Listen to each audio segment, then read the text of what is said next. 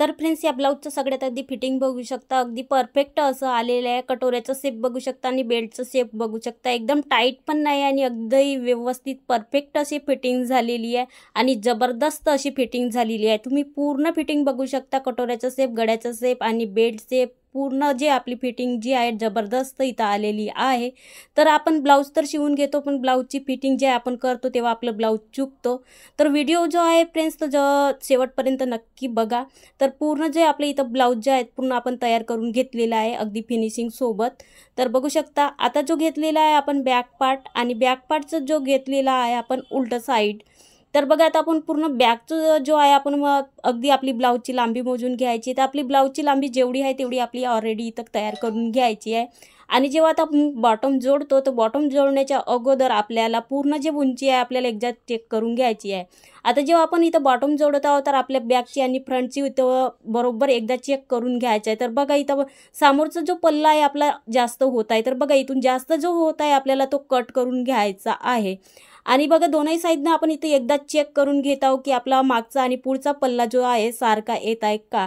तर बघा, इथं जो आपला एक्स्ट्रा पार्ट जो झालेला आहे आपल्याला अगोदर कट करून घ्यायचा आहे, नाही तर नंतर आपल्याला जेव्हा आपण फिटिंग करतो तेव्हा आपल्याला प्रॉब्लेम येतात। आणि फिटिंग जी आहे आपली एकदा व्यवस्थित आली तर अगदी व्यवस्थित आपलं ब्लाऊज जे आहे आपलं तयार होतं आणि परफेक्ट असं अंगामध्ये आपलं बसतो।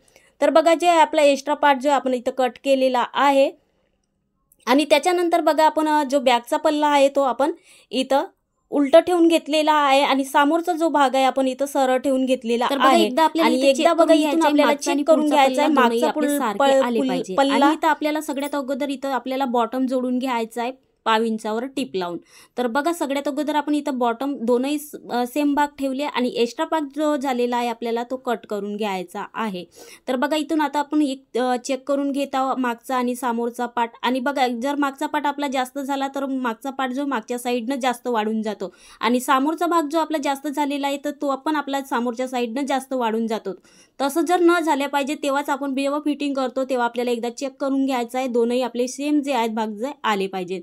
आता बघा, आपण उलट साईड करून घेतलेला आहे, आपण सरळ साईडनं शिलाई करून घेतली, आता आपण उलट साईडनं शिलाई जो आहे आपण करून घ्यायची। अर्धा इंचाच्या पेसवर आपल्याला शिलाई करून जे घ्यायची आहे इथं।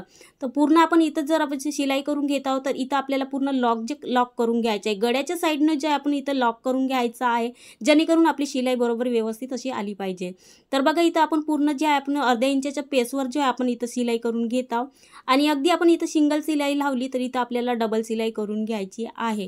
तर अगदी व्यवस्थित जो आता आपल्या हाताने ब्लाऊज जो आपण शिवतो तर अगदी व्यवस्थित आपले ब्लाऊज जो आपण इथं तयार होतो, पण जेव्हा फिटिंग करतो तेव्हा आपल्याला खूप साऱ्या प्रश्न आणि प्रॉब्लेम्स येतातच की ब्लाऊजमध्ये फिटिंगमध्ये चुकतो, शोल्डर उतरतो, किती सारे आपल्याला प्रॉब्लेम येतात।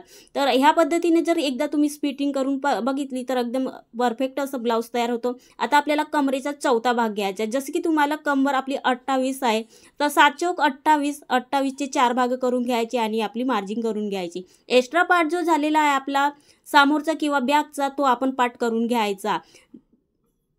आणि आपण इथं छातीचा चौथा भाग आपण घ्यायचा आहे। बघा, छातीचा चौथा भाग 7.5 येऊ शकतो आणि तुमचा जेवढा छातीचा चौथा भाग त्यानुसार आपण ब्लाऊजच्या लांबीवरून आपण चौथा भाग जो आहे काढून घ्यायचा आहे।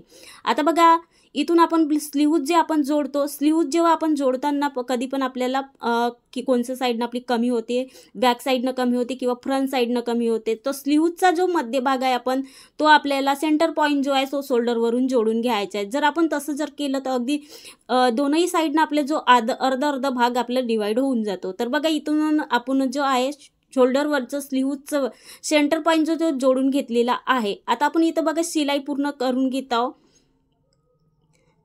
आता बघा, इथून सनी आपल्याला जे आहे आपली शिलाई जी आहे एकदा आपण चेक करून घ्यायची आणि डबल इथं शिलाई करून घ्यायची आहे।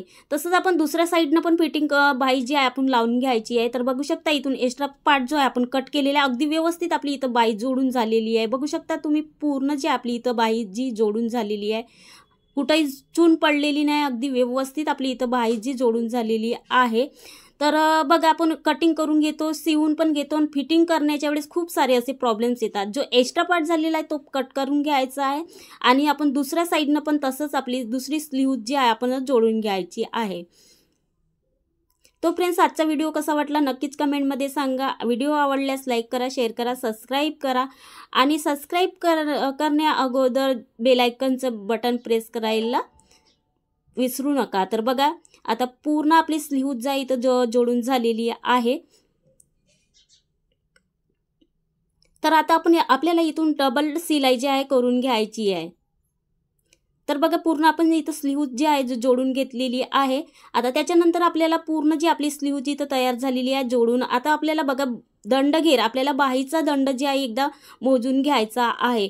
आणि आपलं फिनिशिंग सोबत बघा इथं बाही जी आहे आपली तयार जोडून झालेली आहे इथं. तर आता बाहीचा दंडघेर आपलं जेवढं असेल 5.5 आहे. तर आपल्याला इथं जेवढं आहे आपल्याला तेवढं ब्लाऊजच्या मापानुसार आपल्याला घ्यायचं आहे. आणि 1.5 इंच शिलाई मार्जिन सोडून आपल्याला शिलाई करून घ्यायची आहे सरळ साईडनं. तर बघा इथून आपण एक्स्ट्रा जो आपण 1.5 इंचचा मार्जिन जो आहे आपण सोडलेला आहे तिथूनच आपण आपल्याला सरळ साईडनं सीधा साईडनं आपल्याला शिलाई करून घ्यायची आहे.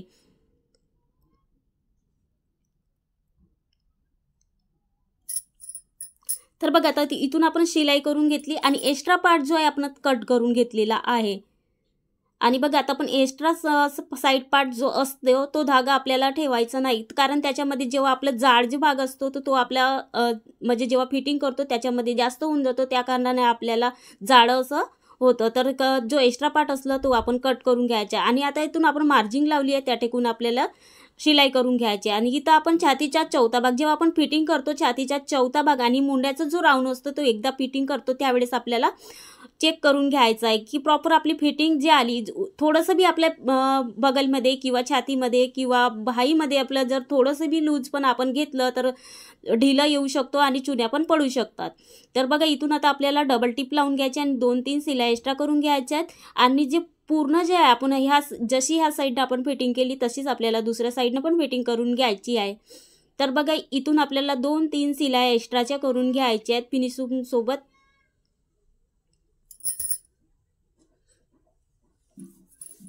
तर पूर्ण जे आहे आपलं इथं जे शिलाई आहे 2-3 शिलाई एक्स्ट्राच्या, जसं की आपण टाईट झालं ढिलं झालं तर आपण हे शिलाई काढू शकतो. आणि काही दिवसानं कसं आपलं ब्लाऊज ढिलं पण होऊ शकतो, काही टाईट पण होऊ शकतो, त्याच्यासाठी आपल्याला एक्स्ट्रा जागा पण ठेवायची आहे. तर बघू शकता पूर्ण ब्लाऊज जे आपल्या इथं फिनिशिंग सोबत हे तयार झालेलं आहे. आणि फिटिंगची टिप बघू शकता अगदी परफेक्ट अशी आलेली आहे. आणि दुसऱ्या साईडची पण अशीच फिटिंग करून घ्यायची आहे अगदी व्यवस्थित आणि परफेक्ट. तर बघू शकता पूर्ण आपलं ब्लाऊज जे आहे इथं तयार झालेला आहे. तर पूर्ण व्हिडिओ बघितले